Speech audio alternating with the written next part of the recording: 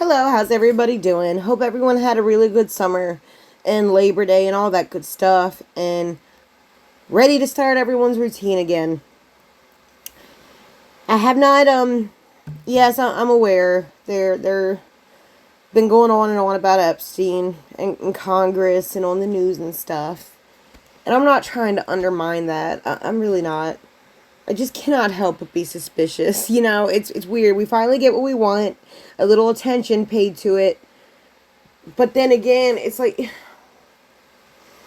here's what's been troubling me. It's like I kind of feel like this is like smoke and mirrors right now.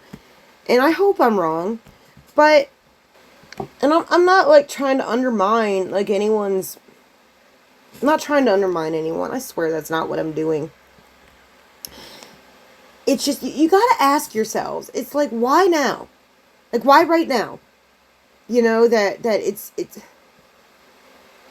maybe that's just because they scheduled it for Congress in the or wherever they scheduled it around this time. But I just have trouble. I just have trouble believing that. It feels like they never do things like this by accident.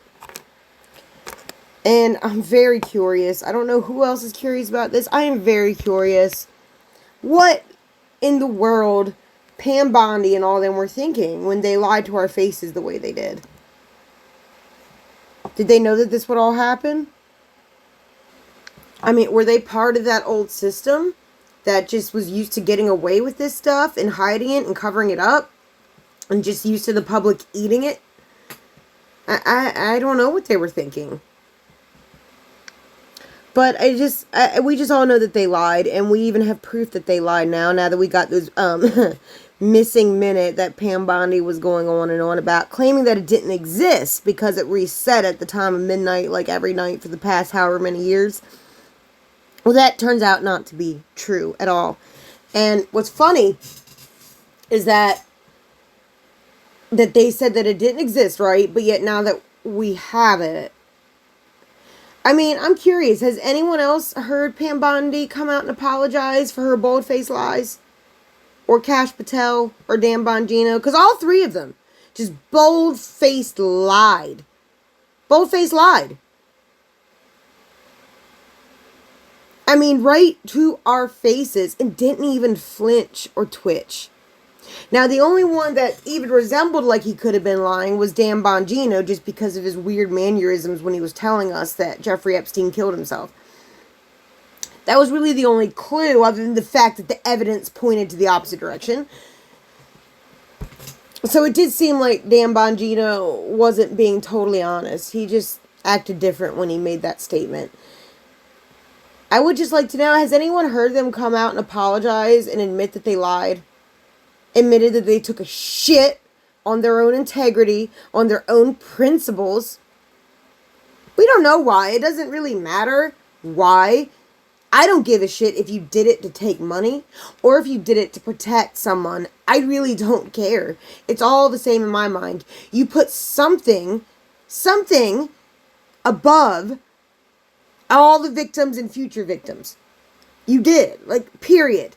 You literally said it's okay for these people to go on without consequences, to continue and carry on exploiting children and harming them. It's all okay. As long as we don't talk about this or this person, as long as it has nothing to do with this person. You know what I mean? It's all fine. Like, it's frustrating. It's like they were all on their high horse before they got elected, before they got to look at those classified documents. They were all on their high horse saying that would be the first thing they'd do if they were elected. That's the first thing I'd do, is the Epstein files #1. So what about it, Cash Patel? Huh? What about it? You went on whoever's podcast it was, Joe Rogan, I think, and you were all like, come on, guys. I'm telling you he killed himself. Me, Cash Patel. I'm telling you this. That's all you need. Is me to tell you that. Because it's me. It's me. It's Cash Patel. I wouldn't lie about something like that. Not in a million years. Except that you did, Cash Patel. You did. And it doesn't matter why you did. You just did. You literally dismissed every victim, every child trafficking victim, and all the future child trafficking victims, you dismissed and gaslit all their pain and all their future trauma and past trauma. You dismissed and gaslit it all when you lied to us the way you did. No, I don't give a crap why you did it. I really don't. I really don't. What's pissing me off? How are we ever going to believe a word, any three of you, out of the three of you, how are any of us going to believe a word you ever say anymore now? If it's something that would benefit you or hurt you in any way, we know now that you're not above lying about it. We all know this now. You've proven it. You have proven that whatever it is you're lying for, whoever it is you're lying for, is more important than all the future and past victims of child trafficking. You literally just blotted that out in your head. Put a little dab of white out on it. Pretended like it wasn't there. Pretended like you had no personal direct involvement in it. Well, guess what? Now you do. Now you do. Now you do. And you know, I have to say I'm especially disappointed, but not especially surprised by Dan Bongino's betrayal. And I'll tell you why. It's usually the ones that are like most convincing, most adamant, most aggressive when they're trying to tell you that they've got integrity, that it's always principles before whatever. It's usually, you know, because they kind of remind me of like the guys who like spend their life trying to convince people like that they're straight. I mean, with all due respect, you know the kind of person I'm talking about. It's like they go out of their way to convince you of something. It's always a red flag to me, because it's like, why are you trying so hard to convince us of this? Is it you're trying to convince yourself or us? Like, what is this? You know what I mean? So I can't help but be suspicious of people who are extra adamant in this and that about how much integrity they have, about how much they would never do something or that they would always do something. It's just weird. It's like, why are you trying so hard to convince? If that is true, it shouldn't matter whether people believe that or not. And it just seemed like people like Dan Bongino tried especially hard to convince us of that. Which is the reason why we shouldn't be surprised he lied right to our faces. No, he's not a good liar, but he did lie right to our faces. And like I said, I'm not saying that Dan Bongino or Cash Patel did anything of that anything untowards like that. I'm saying they're lying. I don't know. I don't pretend to know why they're lying, but they are lying. Or they did lie. Period. I mean, that missing 3 minutes that we have now, they had access to this whole time. This whole time. So, they lied. I mean, there's really no way around it. They shat all over their principles. And honestly, there's really only like one way to redeem themselves at this point. It's to admit that they lied. Even if they don't tell us why they lied, just admit that they lied. Period. Like, just admit you lied. We all already know you lied. If you ever want people to ever believe anything you say again, you're just going to have to admit it. And it's increasingly frustrating, because it seems like you were hoping that this administration, you know, they were going to expose the lies, drive out the deep state, do all this stuff. And really, from what I've seen, and unless I'm wrong, it just seems like anything that they've done to this point is just partner up with the deep state. Like, I noticed it. I didn't want to believe it, but I noticed it at first when Donald Trump was trying to convince Larry Fink from BlackRock to buy up the Panama Canal, or parts of the Panama Canal, at least, so that the Chinese didn't fully take it over. And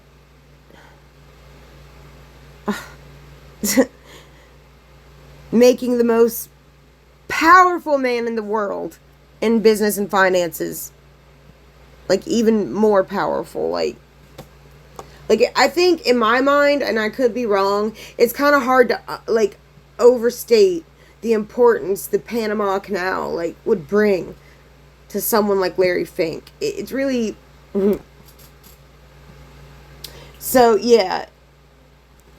I don't know. You know what really frustrates me the most is the way they've been talking. Like, the way they talk like the American people don't trust the FBI anymore. And we need to change that. It's imperative we change that. Why? Why is it imperative you change that? I mean, there's reasons we don't trust the FBI or the CIA. Why the hell would you encourage people to trust them after all the crap that they've pulled? Well, just because you're ahead of it now? Like, I'm confused. Like, we absolutely should never trust a bureaucracy. Ever.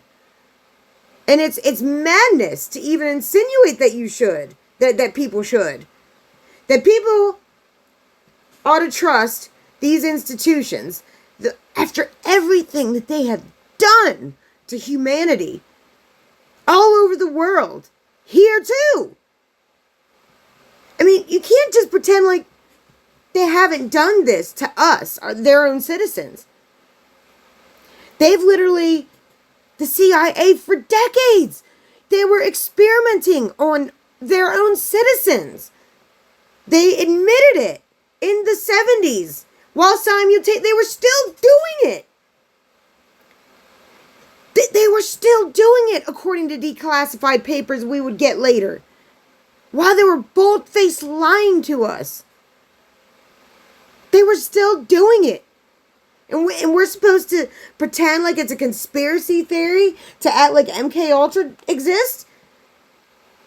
When they admitted it exists, and the only proof we have that it doesn't exist is because they said it doesn't exist.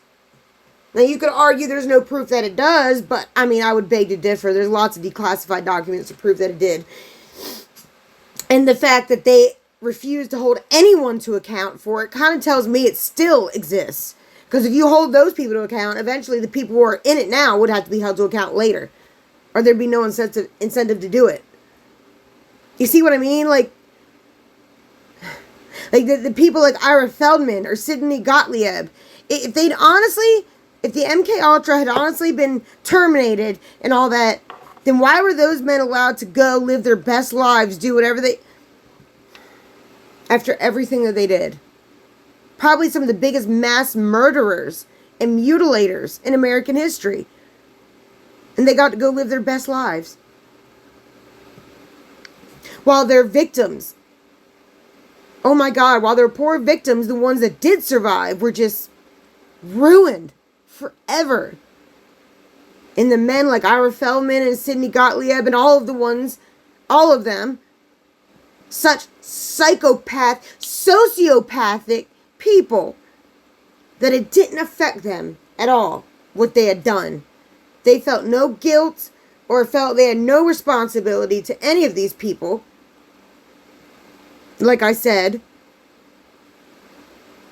it's just, oh my God. All right, and let me just finish off with this, because this has been on my mind a lot, especially lately. And this is just my opinion, but I feel like if the CIA could find Osama freaking bin Laden, a very protected terrorist in like that part of the world, if they could find him,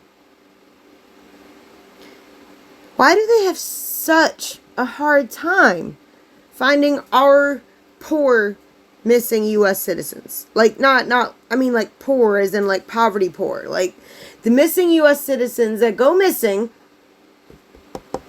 why do they struggle so hard to find them? Like, think about it. Amy Bradley, for example, she was spotted, like, several different times around the same area she went missing in after all these years. And you're telling me that the CIA and FBI can't find her? Really? You all can't find her? Like, you don't know the criminal groups down there? Like, you don't know every name of every criminal group that's actually operating in those areas? Like, come on!